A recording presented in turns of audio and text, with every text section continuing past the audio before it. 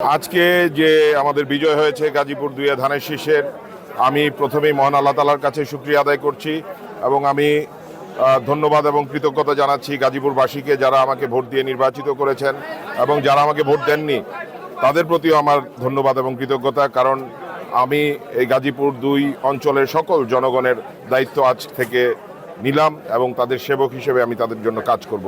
আমি স্মরণ করছি আমার মরহুম পিতাকে, যিনি এই আসন থেকেই 1991 সালে বাংলাদেশের সর্বোচ্চ ভোট পেয়ে নির্বাচিত হয়েছিলেন।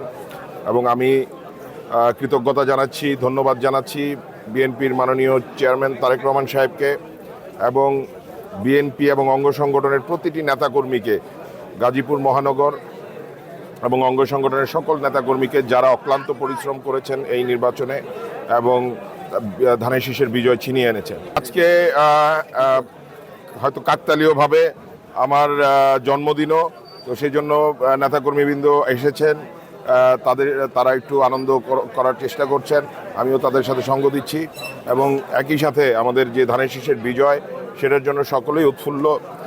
আর আমাদের নেতা তারেক রহমান সাহেব ঘোষণা দিয়েছেন যে আমরা 12 তারিখে বিজয় অর্জন করলে ইনশাল্লাহ 13 তারিখ থেকে আমরা কাজে নেমে পড়ব।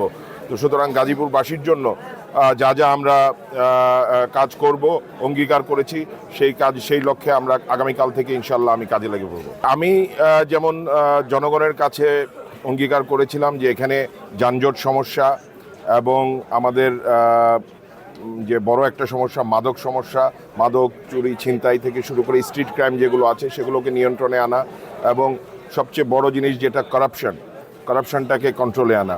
কারণ আমাদের এখানে স্বাস্থ্যসেবা থেকে শুরু করে সকল কিছু মানুষ যেটা প্রত্যাশা করছে সেটা পাচ্ছে না।